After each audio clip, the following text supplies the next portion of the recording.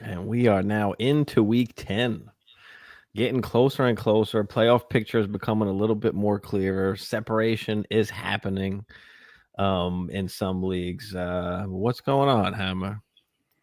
Don't ask that question like you don't know what we're gonna talk about. All right. Nah, So everything's good, man. It was a pretty somber week. First of all, my Packers lose to Carolina at home. That was disappointing. And then we are going to talk about the Javante business. So let's just get that over with because that was absolutely brutal. yeah, he just didn't have to fumble. I mean, I just feel like there were so many games that was decided by that game right there. Agreed. Like I Agreed. lost one league by 1 point something points because of the Javante fumble.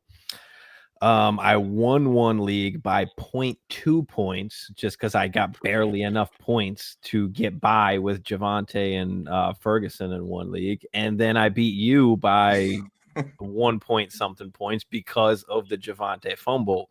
Right. So yeah, that was big. Yeah, it wasn't and you know what's crazy too is on the previous drive, I believe he almost had a touchdown. Like he broke off like a nice run and he they were down there Hmm. in the red zone. And I thought he was if he would have broke the touchdown, I would have been golden. So I remember that. I mean, it was a tough day all around Yeah, and they were for down, Javante. so it Not the wasn't explosive game. I think he only had like 80 yards and then the fumble.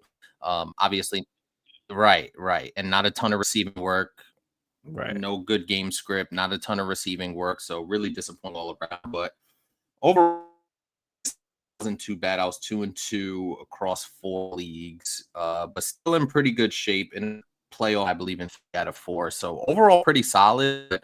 There's some injuries, more injury coming that I'm sure we need to talk implications, backup quarterbacks, blah blah blah. Yeah, like your internet keeps going in and out a little bit. But yeah, it was an interesting week for the most part. We've got still more buys, more injuries as well. We got Kyler Murray going down, or is he really down, or are they just trying to downplay it and like he's not going to finish. I don't know if he finishes the well. Obviously, he's got to finish the season now that the finish the season with the Cardinals now that the trade deadline is over. But I don't think going into next year season that he's going to be on that squad anymore. Possibly. Brissett is just killing it. Yeah, and it was really weird because I have Kyler Murray in a redraft, and I just dropped him because I picked up Jackson Dart and Sam Darnold. It's a one quarterback Mhm. league. I picked up those two guys off, and I just dropped Kyler Murray. He's just not playable right now, especially if you're in redraft. So you got way to better options. And as you just said, if you pick up Jacoby Brissett, you feel great about it. So Kyler Murray, pretty much a non-factor for the rest of the season. What's his Yeah, dynasty value going forward? Like that's also a very interesting topic I to mean, broach. I think he's already tanked on keep trade cut. He's like in the 20s basically right now because people are just reacting, week to week. But Rightfully so. is this Long term, you a could and see. we've always talked about like Kyler is not the best NFL quarterback, right? But he scores fantasy points. So is this now an opportunity where you might want to go and buy a Kyler Murray? We always talk about the times where it could be time to buy. Obviously, it's risky, but if it's for the right price, is it time to buy in on Kyler Murray? I mean, some team has got to take a chance on him, right? I mean, so far at least we don't have or we don't think we have a great quarterback class coming in, but there are teams that are going to need quarterbacks, right? So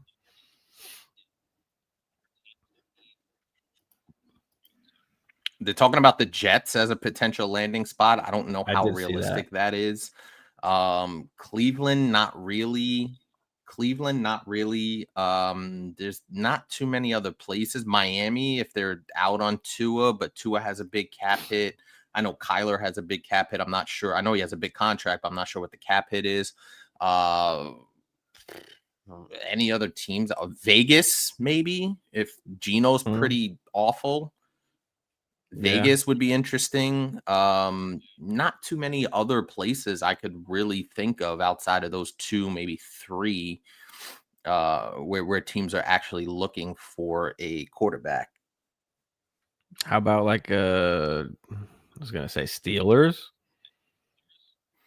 Steelers would be interesting. I'm not sure that Kyler fits what Mike Tomlin is trying to do. We saw the Justin Fields experiment with that kind of off script running type quarterback. And I think Kyler Well, Murray is a Kyler could better do right. thrower of the football than Justin Fields, but I think Kyler Murray's just not disciplined enough for a Mike Tomlin to be like, yeah, let me go get that guy. You know what I mean? Just looking at it on the surface. Now, if they need a quarterback, obviously, but hey, Steelers might go to the playoffs and Aaron might say, let me suit it up for one more year. So you never know there from that, from that standpoint. So Steelers could be interesting. But Well, yeah, they've there's just always had not a team that gets to the playoffs with even Mason Rudolph at quarterback. So, touche.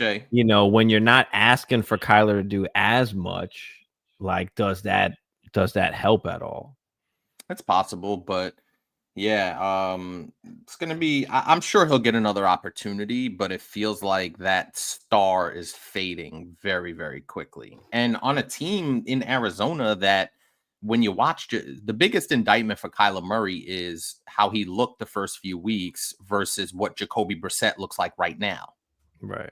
You know what I'm Yeah, I mean, saying? and So he's always given us at least fantasy points, but he hasn't floor, like yeah, he right. hasn't really done that this year. Like he's not giving you at least the fantasy points. Like it just wasn't happening. So, but yeah, I just thought it was interesting. Like maybe that is a buy opportunity in Dynasty where The big you risk. might be able to get him for a lot cheaper, especially It now that he's almost hurt.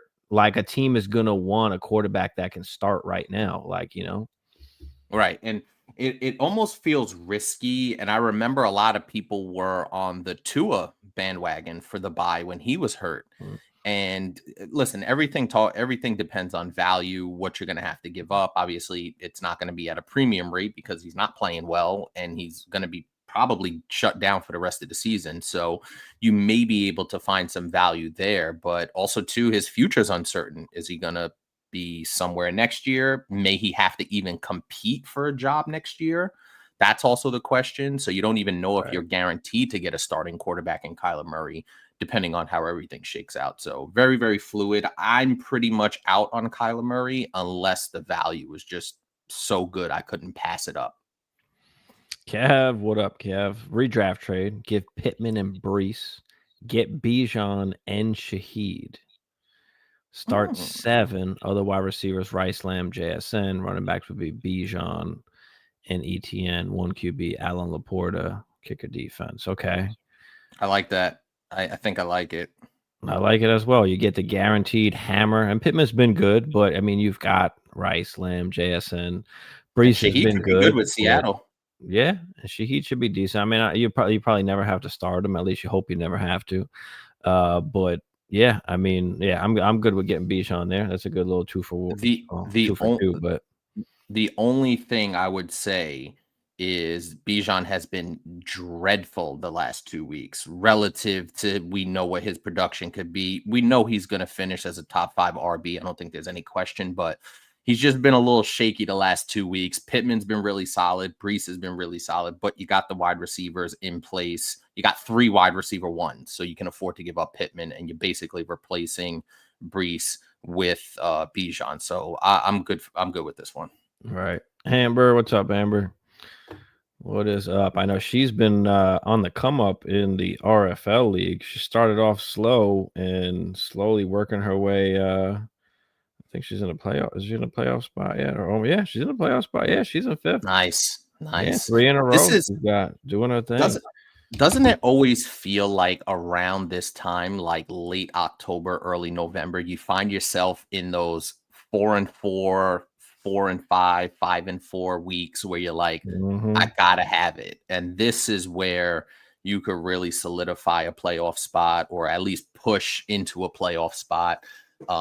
Especially in my redraft league where there's just so much parity, where I think second through 11th is separated by like 2 games, if I'm not mistaken. in my home redraft league. So there's still an opportunity, even if you're whatever it is, 4-5, 3-6, you could still fight your way out of that. Yeah, I mean, it's now we're just getting closer and closer. I mean, I'm solid in all of my redrafts. So I'm feeling good. I'm feeling good. Things are going well right now. My redrafts. And then ever since I got Puka, ever since I got Puka in that RFL league, I have not even really been able to play the fucking guy. He's gotten hurt. He went on bye. He fucking got hurt again. But dude, he's still doing his thing, and luckily he's not badly injured, so he'll be out there. This week. My injury situation in redraft is just god awful. Listen to the guys I have injured in redraft: Jaden Daniels out, Travis Hunter out, Malik Neighbors out, Amarion Hampton out, Mike Evans out.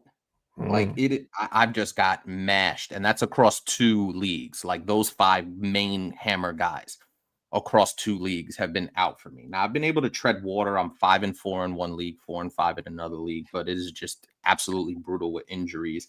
Speaking of injuries, Tucker Kraft, man, what a blow. What an absolute blow. We're going to get to that in a second because there was a funny thing that I saw. But Maddox, what's up, Maddox? What's going on? Billy Simpson, we'll get to your questions here in a second. What's going on? The Tucker Kraft thing. When I saw Dubes act like this motherfucker passed away, like he died. Did you see the interview that he gave? No, I didn't. He was like, oh, he's in a better place. Like he was high as shit. Yes. He's in a better place. And he said he's in a better place. And I'm just like, what the? Everybody's like, what the fuck? He acting like he I gotta check it out. Which is crazy. But yeah, check it out. Just Google it real quick. It will pop up. But yeah, Tucker Kraft, obviously that's a huge blow. Because he was just starting to really kind of come along as like he's just the number one dude in the passing game because no one else is really, that guy. Dupes has been solid though. If you look at his production, he's been really solid. He has been. Billy Ray Davis, the clear pickup with the Cook news, or does Ty Johnson still score more points this week?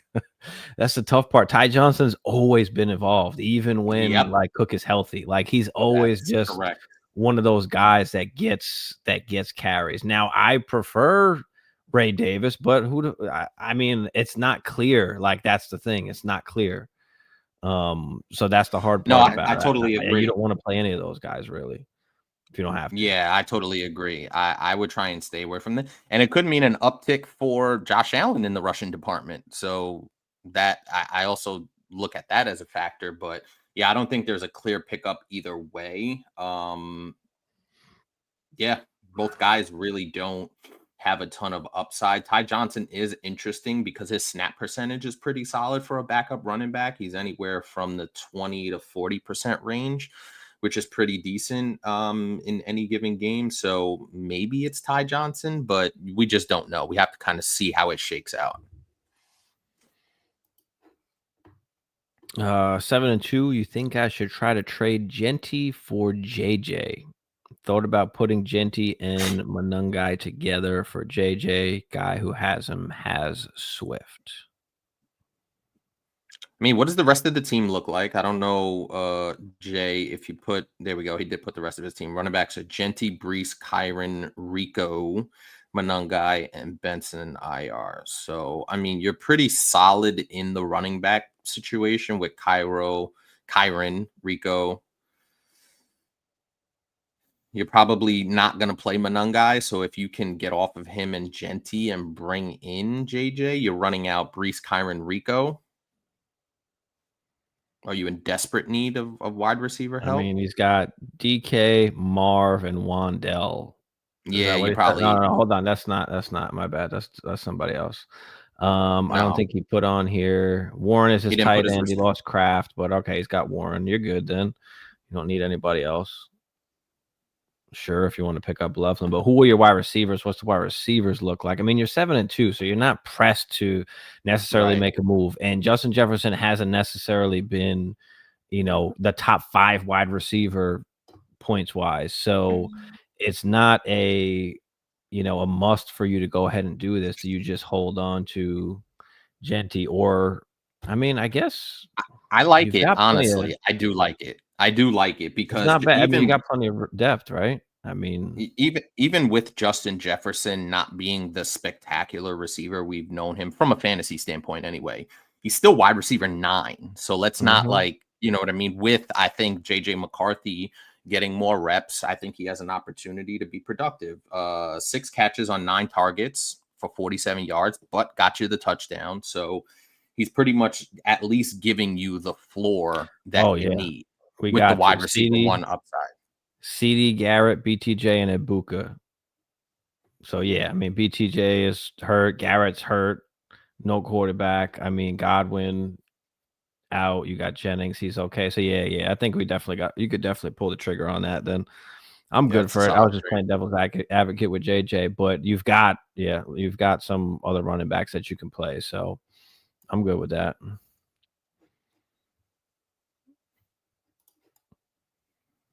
Trade Bucky and Olave to get Lamb. Yeah, running backs are Javante, Tracy, Henderson, and Bucky. Wide receivers are Puka, Olave, BTJ, Godwin. Also 7-2.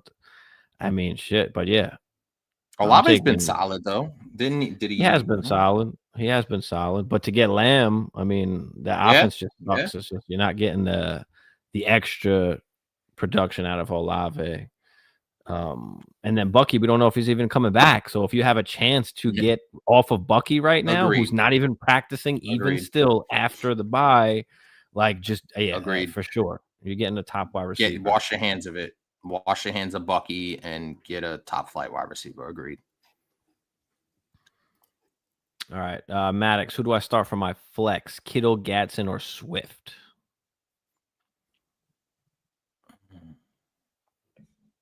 I feel like Are it's you in it's tight end probably premium? Kittle or Gadsden, right? Even without a tight Yeah. end premium almost. Monungai played well, so Swift is I don't know. He played great.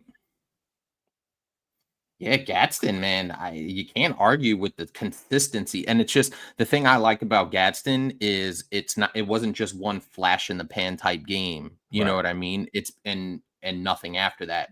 Basically, since week 6, he's been a top 5 tight end play. So Right. I'm leaning Gadsden here. Damn.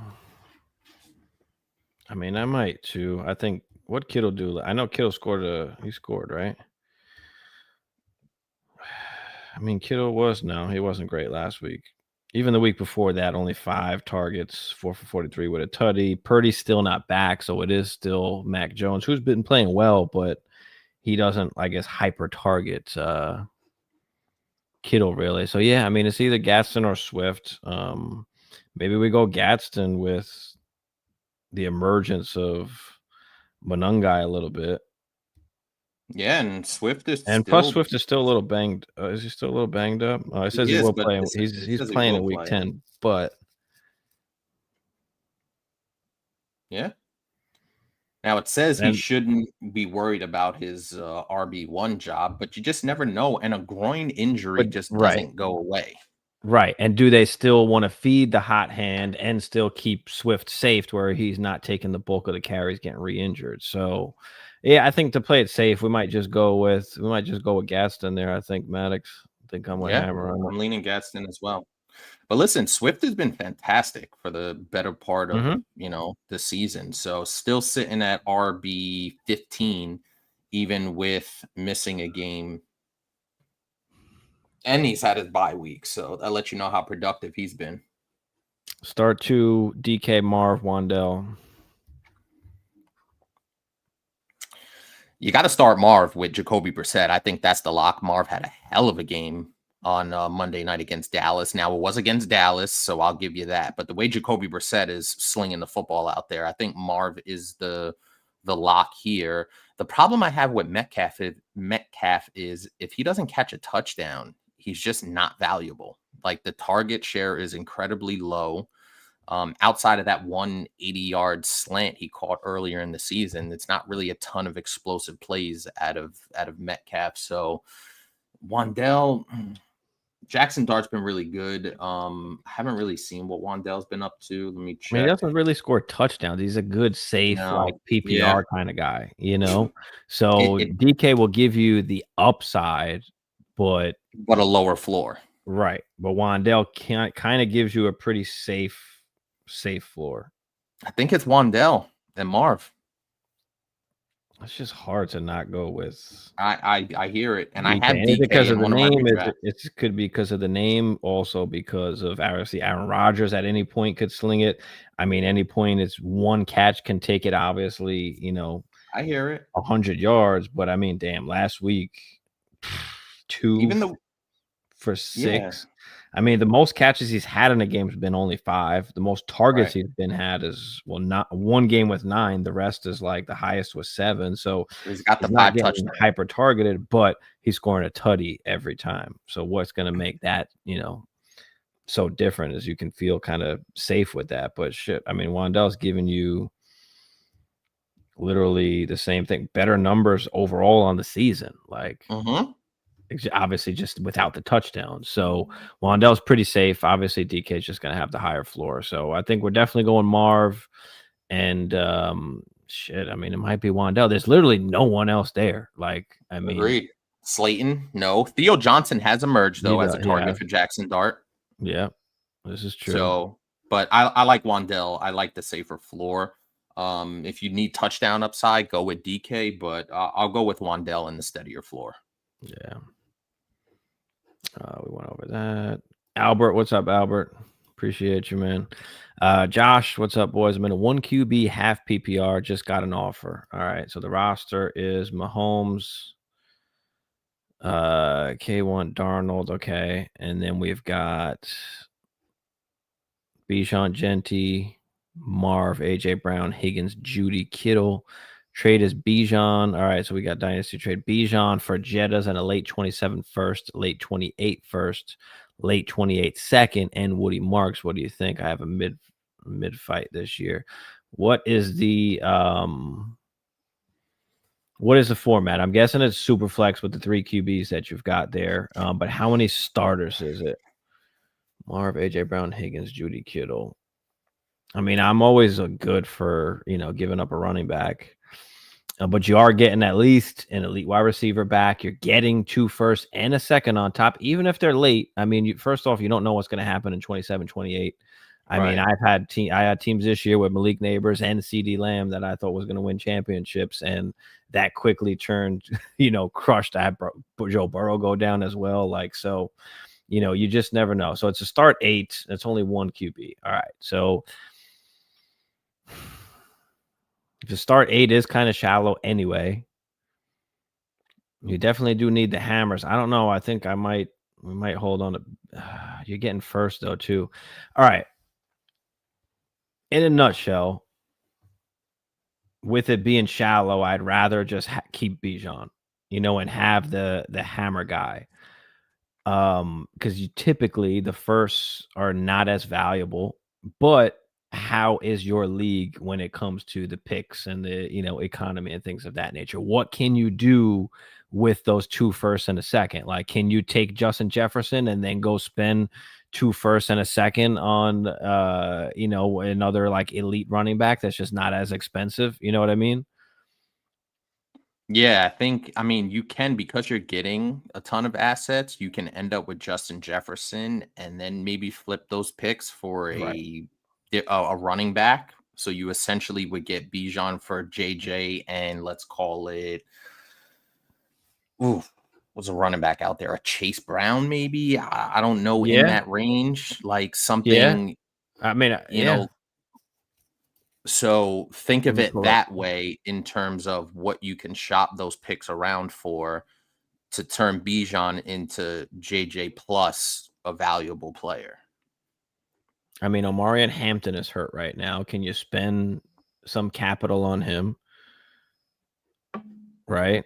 I mean, Quinshon Junkins. little banged It's in a up, but he shitty should be Cleveland back. situation. But if you're like mid this year and you know you're definitely not going to win, like it really just depends on what can you buy with those picks.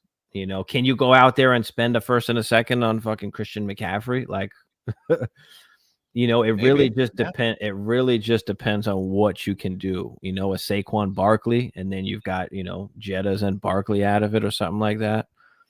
Yeah, that's not bad. Even a Brees Hall, Chase Brown is probably the lowest. No, I mean shit. Because if you can even spend one of those late first on a Derrick Henry, now you're rolling out Jettas and Henry. For the stretch run, Depending who's got those players. That's why I'm kind of naming a bunch, because obviously some of those might not be possible. They might be on, winning teams already, but that's kind of the route that I would go. Is if people aren't valuing the first and you can't do nothing with those and you're just going to have to make those picks, then I don't want that. I'll just hold on to Bijan. But if you can move those picks and be able to, get another player or elite player, then I'm okay with that. You got anything else you want to add on that? No, man, that's like I said, it all depends on your situation.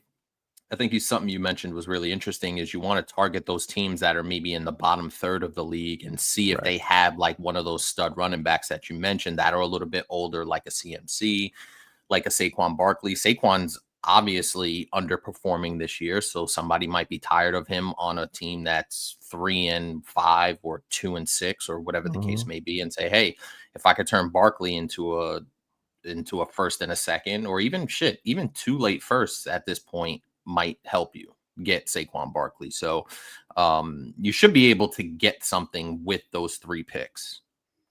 Yeah, I mean, even if you wanted to go after like a Rico Dowdle with the second and marks, like, does that get you a Rico Dowdle on a team that's not winning also? It's just another route, just depending on, who's out there and who's available, depending on the teams. Right. Rashard White, right? If Bucky's not coming back, like, can you snag a Rashard White for cheap? And now you have an RB1 also. So,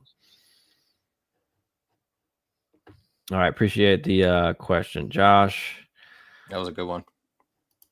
Swift or Kittle at flex. So yeah, we just went over that. We're thinking Kittle. I mean, we're thinking we're thinking Gadsden actually. And then if Purdy comes back, then Kittle's interesting. Purdy comes back, then Swift has been really good. I just don't know with the emergence of Monungai if they're going to split it maybe like 50-50 or 60-40. In the first game back. Especially in the first game back, right? Yeah. So let's just play it out. If Purdy's back, are you running? If Purdy's not back, let's say, are you running Kittle or Swift? I might feel more comfortable with Kittle, at least in this game. You could say the same thing about Kittle, like, okay, it's Purdy's first game back, but also, so you could feel a little wonky about that too, which why Gadsden just kind of makes more sense to just kind of be safe on the safe side with it, but. And then kind of assess from here what goes on. But at least for this week. Yeah, I would feel Gamer better. Girl. What's up, Gamer Girl? CeeDee Lamb, Brees, and Baker for Saquon and London. I don't need Baker. So it's CeeDee and Brees for Saquon and London. That feels lateralish on the surface. Yeah. It's just making a bet on one over the other. That's all. Right. And do you feel better about? I feel better about CeeDee Lamb long term more over London. London burned me for 3 touchdowns last week, so I can't really say a whole lot about London. But the consistency of London. Now he's been really good, but I trust Dak, and I trust the Dak CD connection a little bit more. But hard to make the case, and it feels like lateralish. I mean, Brees has been a little bit better. Saquon, not great. So, right. Saquon and Brees have been kind of even, and you could argue, the same really for London and CD. So it's just really who you like better. I mean, I love London. I love CD. Brees and Saquon is just who do you want, really? Now, so yeah, do you think with the Jets basically punting on the season that Brees is affected by all the fire sale, basically. Well, that's the thing. You could argue, okay, he gets more work and he's going to be, you know, more involved, but also you could be like, all right, well, maybe the offense isn't going to be good. Like, so do we want to really bet on Brees? I think for that, just for that instance alone of having to bet on Brees continuing or breaking out, whatever you want to call it, you know, for the season on a not great offense, you know, do you want to Against some tough take that opponents on? coming up. Now, also look at the schedule coming I down the know. stretch.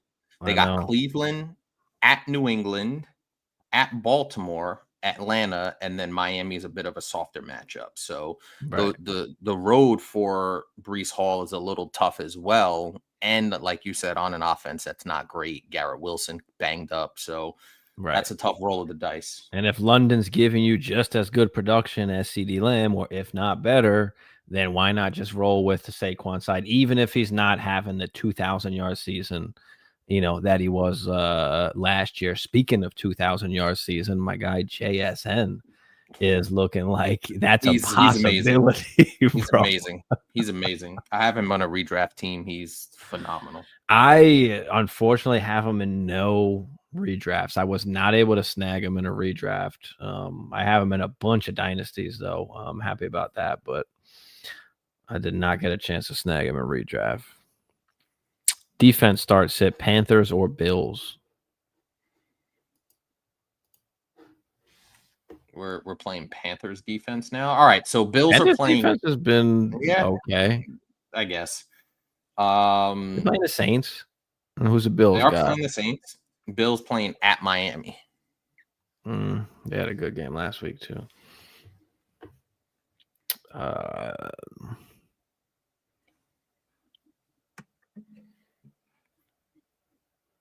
I mean, Carolina's had two okay games, two really good defensive games against Atlanta and against the Jets. They were pretty solid against the Packers, for whatever that's worth. That's what I mean. Oh, it might be the Panthers. I mean, they're going against the Saints at least. The Bills, I mean, yes, they're going against Miami. The Bills have But been more consistent. Miami could put up points. Like that could be some sort of shootout. Like when things go good for Miami, like they score points. You know? Yeah. Do you feel more confident in the in Miami scoring 30 or the Saints scoring 30? That's fair. And Tyler Shook is pretty awful. Right. You're kind of convincing me. The Buffalo defense has been more consistent than the Panthers defense. Yeah. But you look at the matchup in these situations, and the matchup says Carolina. I think I'd still go Buffalo here, but the matchup points to Carolina. Yeah, I'll go Panthers by a tad. I don't think you could go wrong either way, but we hit that already. Frank, what's up, Frank? Frank is like clockwork, like 11-ish every time we're on. He's on it. He's our guy. One of our guys, at least. Who we flexing? JMO, Charbs, Harvey, or Woody? It's a good one. JMO's been not good. Charbs has got to score a tutty. Harvey gets 10 touches, but he's got to score tutties. He's getting the touchdowns. And then you got good old Woody, who we thought was taking over like twice already this season. And then all of a sudden Chubb starts just getting way more work. It's been hard. I mean, I like Woody, but they don't want to give him the reins. But he's been scoring solid points. I mean, last week obviously was not good, but they played Denver. But he does have 3 consecutive games of 10 rushes, and then he's involved in the pass game, which is nice, where, you know, we're wishing anything for JMO. Harvey's just limited touches. So I don't know. It's either Harvey or Woody, I feel like. Yeah, I'm kind of in agreement with that. But the interesting thing with Harvey is he's got 3 straight games with a touchdown. In those 3 games, he's got 5 total touchdowns. Now, it's a little skewed by the 3 touchdown game against Dallas. So make of that what you will. But looks like the Denver offense is coming along, and Harvey's getting at least some really good opportunities in there. They have a good matchup against Vegas.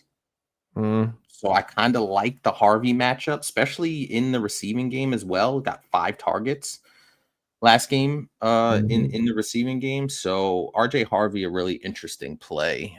Limited, but he's finding the end zone. And when you have a guy that's finding the end zone and hot like that, I think it's worth a shot, especially against a not so great Vegas defense. Yeah, I feel that. I'm probably slightly lean Harvey, but I don't know. I like Woody. I like the opportunities that Woody gets, but yeah, I'll go with Harvey as well. I'll stick with the hot hand. Last couple Wednesdays, yeah, it's been rough. It's life. But Life be what's going lifing. on, Frank, with your squads this year? How are you doing?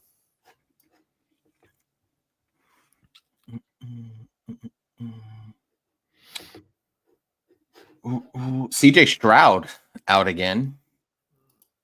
Yeah. Yep. For week 10. I know we're probably going to get to some of that, but just speaking of that, okay, we're definitely not playing marks on that last question, being that CJ's out. Let's just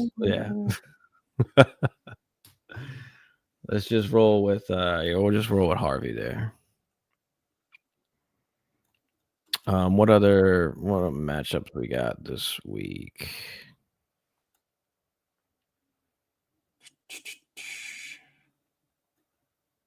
Vikings got the Ravens.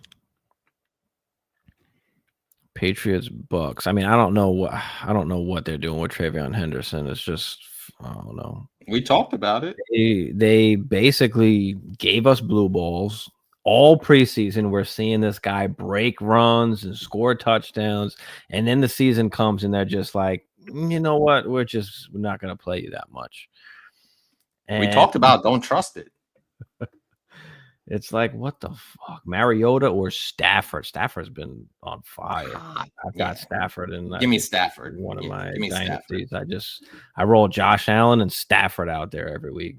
And you're golden. Even see the thing now is, even if Puka is limited or whatever, like Devontae Adams can still give you #1 production. Kyron Williams is solid. And it seems like Matthew Stafford, no matter who you put out there, is going to kind of find a way to give you a really, really solid outing. Give me Matthew Stafford here. Yeah. QB4, by the way. Oh, no, I lied. That's Puka. Packers got the Eagles this week. Yeah, they do. I'm not worried about that. They could go down to 5-3. That's fine. 5-3-1, by the way. That's all right. Vikings about to go to 5-4. I'm not doing this. I'm very upset. We're looking good. Jay Hang, what's up, man? Who you think is better, Breece Hall or Odunze? Rest of season, half PPR. Speaking of Odunze, how they score almost 50 and Odunze has a donut against Cincinnati, by the way. I don't know. It was a weird game because Odunze has been very good. He's been involved. He's been focal point of the offense, and then all of a sudden he just wasn't, for whatever reason that was. Is that a cause for concern? I don't know, man, because when he is that young and that talented and has started to emerge, we talked about him the first month of the season. He was almost just bankable every single week for really good production. And then basically in the next month after the bye, he's been wide receiver 63, wide receiver 63, and then he had the good game against Baltimore. And then you see a donut. And the more alarming thing was only 3 targets. Right. Like, for that's the more alarming points part that they put up. Right. So that was very alarming. But I think I would trust Odunze more rest of season, just because we talked about Breece Hall and that fire sale, or that dumpster fire, I should say, over in the Meadowlands with the Jets. Give me Odunze with the upside. Yeah. I mean, damn, that's a tough one. But yeah, I'll go Odunze as well. You know, are they really going to run Brees into the ground when they have a losing season? Why they didn't trade him, I don't know. They're just going to let him walk for free. I mean, the So pick, it was a fucking 4th-round pick or a 3rd-round pick that they They wanted wanted. a third, and they Chiefs didn't were get given a 4th. fourth. Now, why the Chiefs are being cheap as shit and not giving up a 3rd for Brees Hall, I don't know why they wouldn't do that either. But I don't know. Yeah, that was interesting because I thought he was going to the Chiefs when the rumors were out there. It was just like, all right, this is basically a done deal. And it made sense for both teams really to move on because they're not going to pay Brees, and they're not going to franchise tag him. They're not doing any of that. I don't think. Anyway. They got a whole rebuild going on. They're not ready for a running back like that. Or they shouldn't. That's always a tough part. Like you could say almost the same for the Raiders too. Like, was it really? Should they have gotten Genji? Should they went somewhere else and built up the squad? Like, can make that case. Frank said first place, main team, Goff, Hall, Judkins, Flowers, Chase, JSN. Oh yeah, Chase, JSN, Bowers. I mean, yeah, Bowers just went bonkers on his first game back. So yeah, it's a good squad. I actually survived a Bowers thrashing in one of my leagues. Luckily.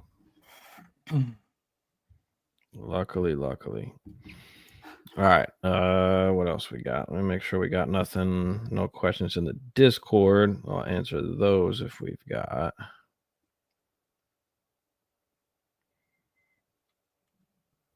Jacoby goes to the Jags. Any value there?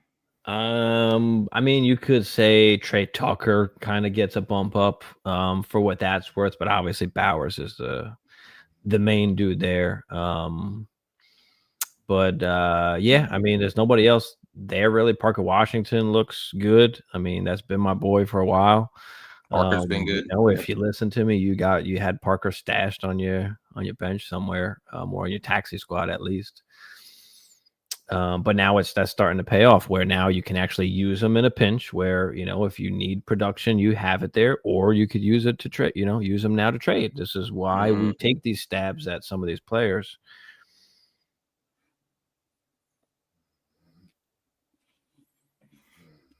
What else we missing?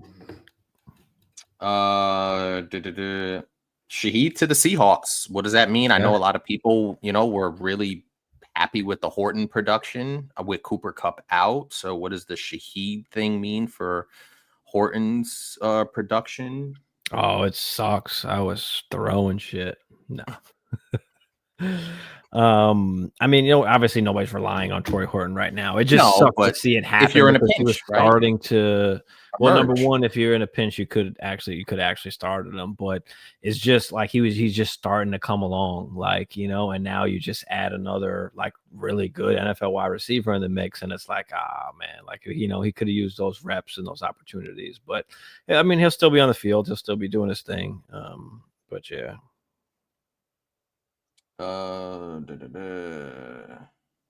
Jaden Daniels, bye. It's over for Jay. Yeah, Jaden Daniels goes down. Obviously, it sucks to see because they were just down by so much when it happened, and it's just, I was going to take him out in the next series, and it's like, yeah, okay, there's just no reason to, you know, to do that. It just sucks. So now, luckily, it was an arm or his elbow, whatever it was. Non-throwing. You know, non-throwing. I think, as I said, it was dislocated, whatever the situation is, and he'll be back this season at least. But think about it. If Washington falls out of it, now Mariota is a really good backup, comparable backup. I think he'll be okay. But if they're just out of it, do you even bring him back? Say it again. What'd you say? I said Mariota's a comparable backup, but if they're out of it in 4 weeks, 6 weeks, do they even bring Jaden Daniels back? Yeah, I think so. I don't think that's. I mean, at least for the Raps, they want to, you know, they want to still try and win also. But yeah, I mean, I wouldn't say they wouldn't bring him back at all. I think he does come back, but it just sucks. And I remember not victory lap, and obviously it hurts, when a quarterback gets hurt. But remember the beginning of the season where I was like, I'll take Jalen Hurts over Jaden Daniels in in redraft. The weapons obviously are not there either. Like, I mean, Terry McLaurin keeps getting hurt. There is no like running game really at all. Zero. So it's just hard. Like everything is on Jaden Daniels. They're all focused on Jaden Daniels. He's trying to make shit happen. He's scrambling out of the pocket, and it just gets dangerous. Like it just gets dangerous. I feel like Lamar used to be like that way back, but now he's just so much more comfortable. Learned his lesson in the pocket. Yeah. He's able to, learn his lesson and slide and get down and things of that nature. But yeah, and Jaden Daniels is not the biggest guy either. Like you're talking about these big ass linemen and linebackers, and yeah, it just sucks to see. It just sucks, just sucks. But hopefully he's all right. He'll be back. We'll be good to go.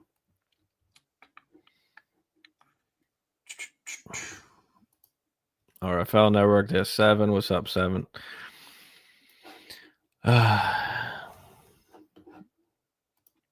All right, what else we got before we get up out of here?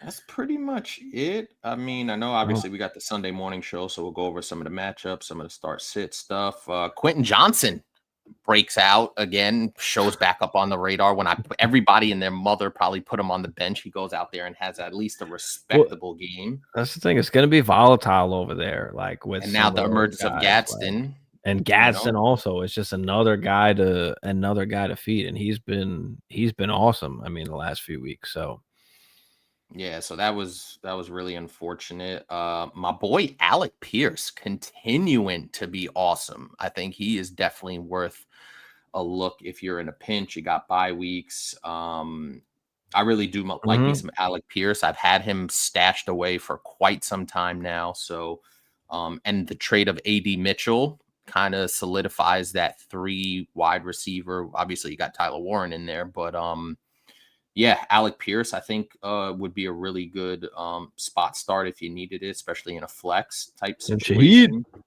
Shaheed, yeah, Shaheed for sure. Sammy D looks really good, dude. I mean, yeah, Darnold is good. Shaheed should be a good addition. Now, what is he like realistically? Is it like? No, Shaheed's a flex. He's a wide receiver 3. I mean, mid-tier wide receiver 3. Now, obviously, he will have some big weeks, because he's just that kind of guy. He'll catch some deep balls. JSN's getting a ton of that work where it could open up some deep opportunities for Shaheed. So I do like it, like just for their offense in general. Obviously, a lot more from an NFL standpoint or real life standpoint than necessarily fantasy. But because there's a thing with Shaheed is like you got to play him every week. He's like that Gabe Davis, like that J-Mo, right? You can't pick and choose. Like you'll never get it right. So you just got to have a team where you're solid all around and you can just afford to just play him every single week and you'll capture those big weeks. And, that's that. Yeah, agreed.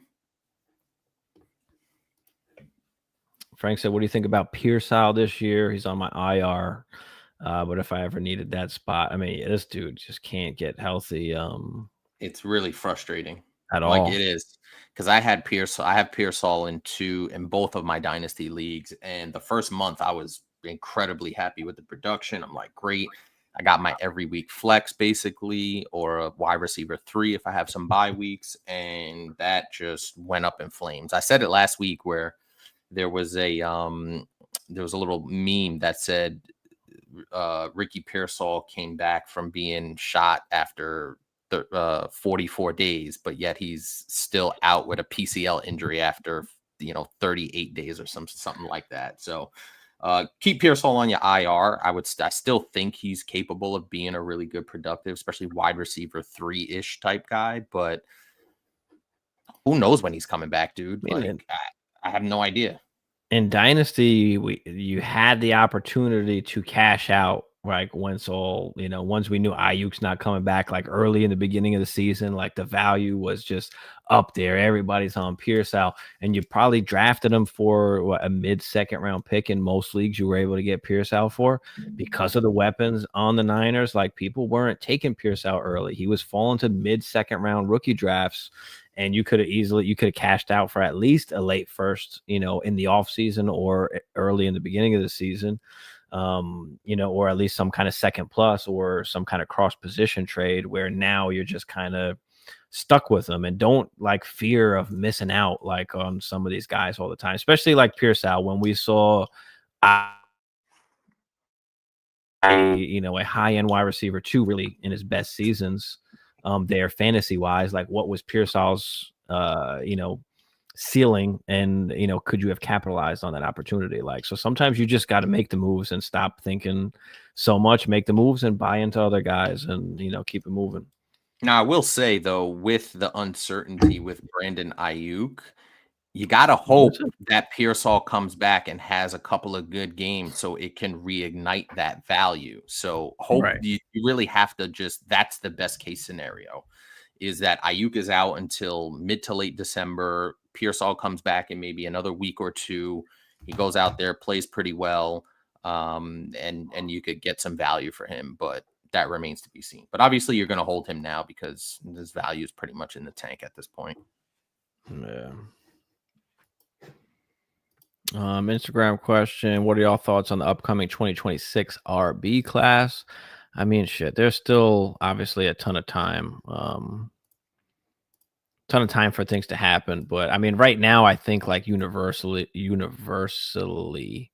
it is like Jeremiah Love is basically the 101 right now. And then you've got like a Jonah Coleman, Singleton. So there's a couple guys, but Jeremiah Love is kind of like the main number one dude. And then it's kind of Jonah Coleman after that. Singleton, if he comes out, he was supposed to come out last year, didn't. We'll see what happens, but it feels like it's a good, at least top heavy RB class, top heavy wide receiver class, maybe the top 2-3 guys.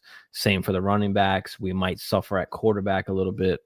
So we'll see what happens, but it's typical as of right now. Everybody says like the class isn't good. And then once we get there, everybody's going to be like, oh my God, got to have, this guy, got to have that guy. So especially when the combine comes out, like there's so much movement. Obviously, we're going to talk about, the college playoffs. We're going to talk about bowl week. We're going to get into all of that stuff. So there really does seem to be a ton of movement. Like once the NFL season's over, then you really start having those certain guys emerge. So I'm not as plugged into the college scenery at this particular juncture. I'm really focused on NFL type stuff. I know Schwami over here is plugged into everything, so he'd be able to give you the best advice on that. No, I mean, you gotta at least look a little bit into what's coming, in 2026. I mean, you're collecting picks, you're trying to get picks regardless, True, right? But you're not trying to make all those picks. I think that is the biggest misconception almost, with gathering up picks is like you're gonna make all those picks. Like you gotta don't look at it have as to make those value. picks.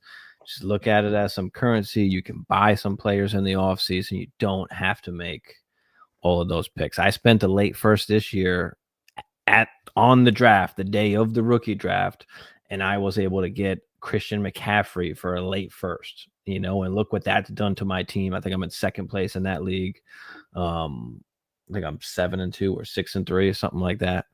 But it winds up working out. So gather up them picks, and then you make the best decision after that. Adam, what's up, Adam? Just traded Ladd, Warren, Swift for Adams and Henry. Ladd, Warren, and Swift for Adams and Henry. Okay. Imagine this is redraft. Yeah, you think Loveland could be a solid rest of season?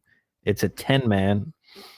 Hurts, Gibbs, Henry, Rice, Nico, Adams, Sutton, Loveland with Shaheed, Hunt, Jones on the bench. All right, so this must be a little bit shallower, but I love Rice, Nico, and Adams. I'm okay with Ladd for Adams and good for Warren, Swift, for Henry. Yeah.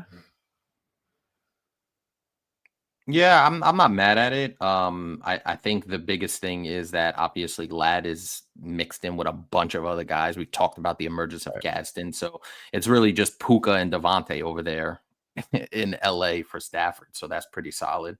Um, Swift has been really good. So Henry's kind of been not the true Derrick Henry. So you're rolling the dice a little bit there, but Swift is injury prone. So if you're looking for that, workhorse hammer type situation, then, swinging for the fences. But the Loveland thing, I was really high on Loveland coming out of college. Obviously, they invested, I think it was top 10 draft capital on him coming out in the first round. So I thought Mhm. he was just going to kind of be in that Sam Laporta, Brock Bowers type mold.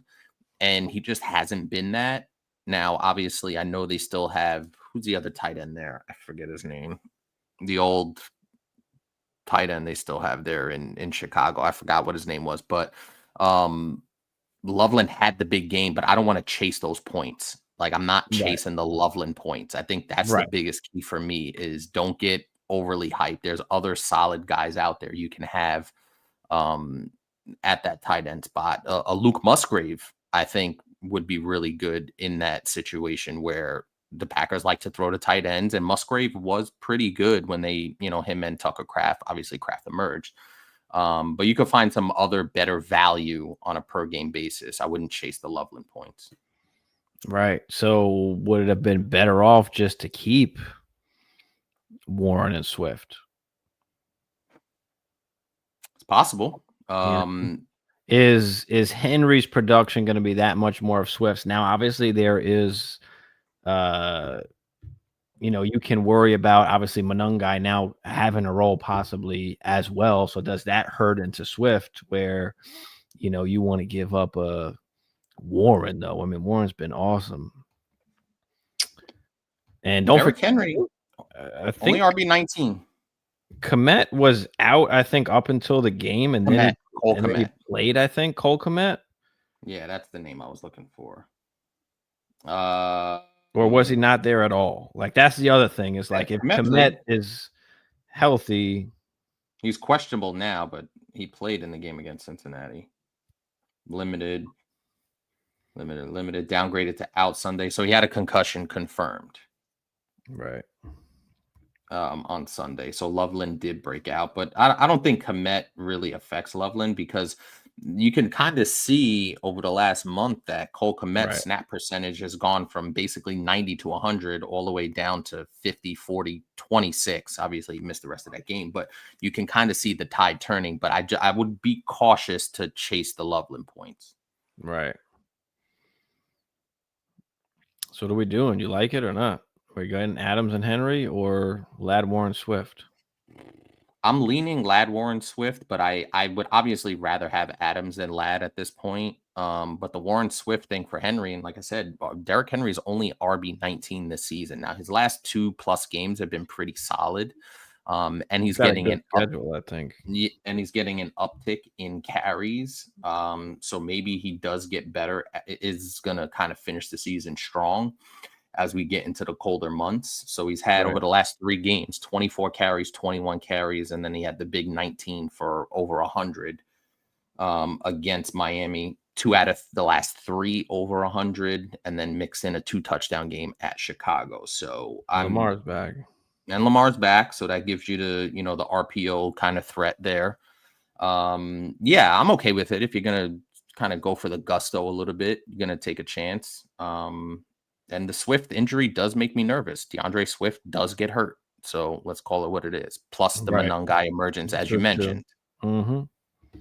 But is Warren enough of a tight end advantage for you to just be like, you know what? I'll just live with Swift and Lad. Yeah. I'm okay with either side. I'm okay with either side, I think. Is there anyone else that you can play other than Loveland, or are you just forced to start Loveland from now on? Right. Because you are losing a positional advantage there. Like Warren's Right. tight end 3, and he's giving you one of the safest floors at the position. Now he didn't have a Right. good game against Pittsburgh, but still got 7 targets. Right. Or is there anything else you can work up? Shop around maybe a little bit before you just go ahead and pull the trigger, but I'm not mad at it. Bozo Bob, what's up, man? Have trouble valuing players in Dynasty compared to redraft, especially when trading picks. Do y'all have any tips on how to value players and picks? There's a ton of angles you can Yeah. approach with this particular situation. And I think I struggled with that a little bit as I got into Dynasty a little bit more. And we play both Dynasty and redraft at the same time. So that kind of makes it a little bit more difficult, where sometimes in redraft, I think maybe like a year ago or 2 years ago, I had JSN on a redraft team and that was absolute dog wash. Right. But now I have JSN on a redraft team and he's, wide receiver 1. So I think the biggest thing is looking at the situations that players find themselves in, right? Like a JSN we talked about 2 years ago. There was DK, there was Tyler Lockett, there was, a situation where he was going to be brought along slow and he was the wide receiver 3. So I think you have to look at the situations. Obviously, when you're talking Dynasty, age is the biggest factor, where in redraft, go for the veterans for the most part.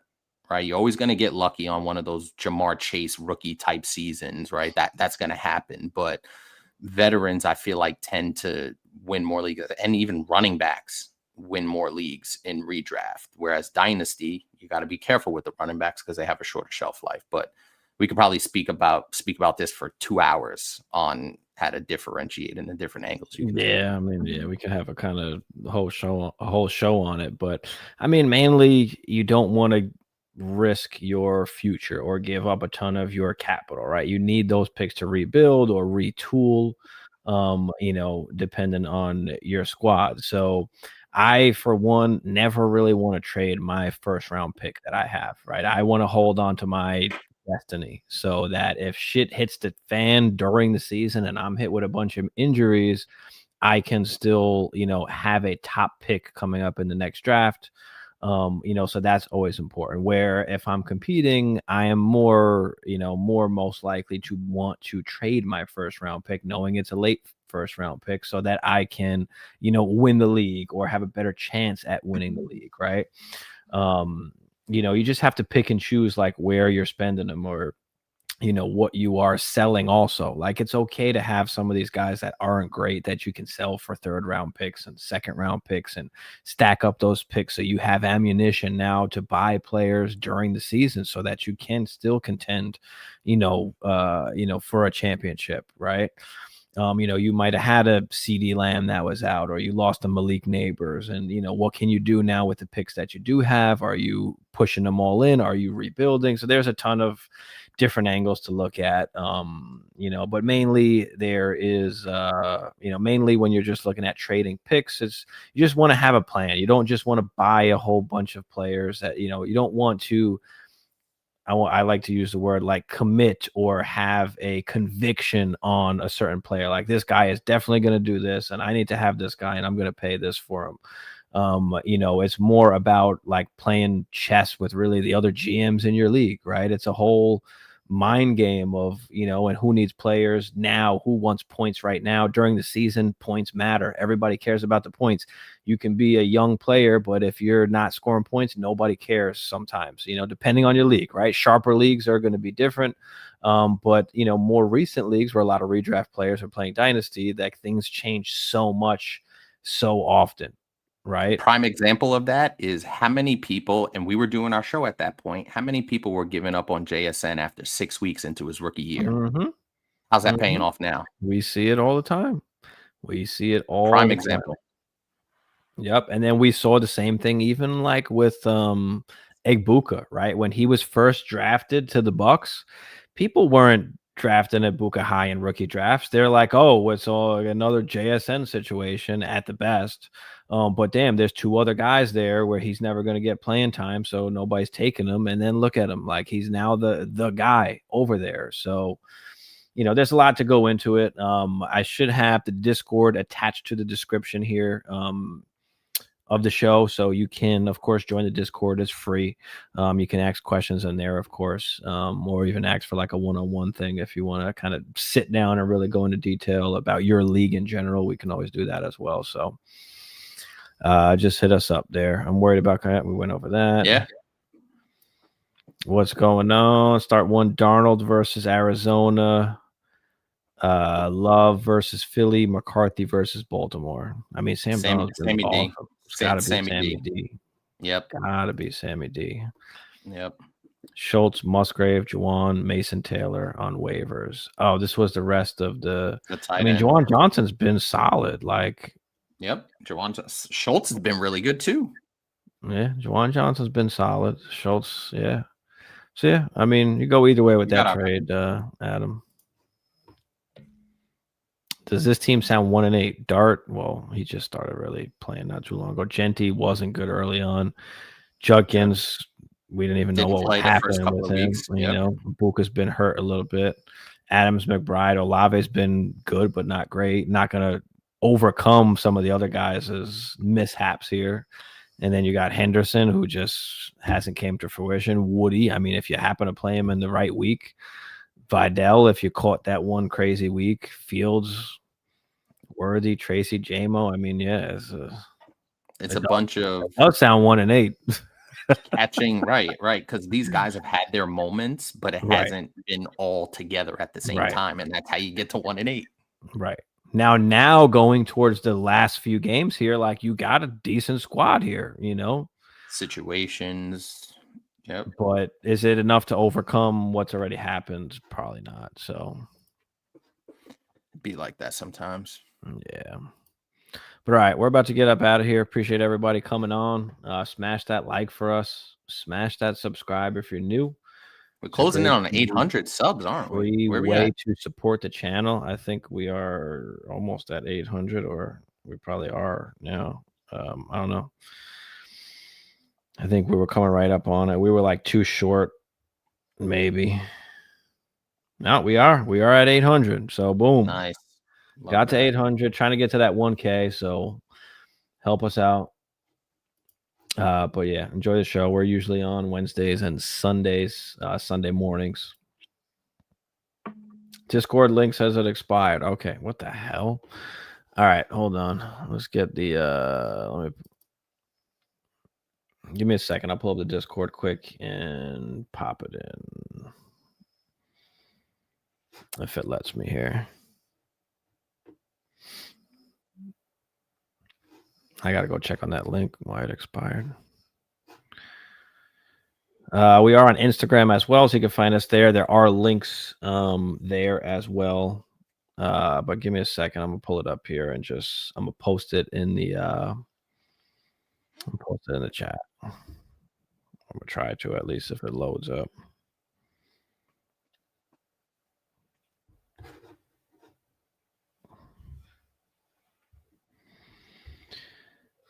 All right.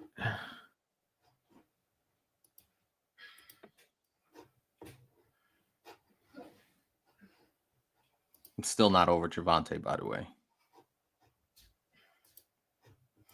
All right, it's going in the chat. So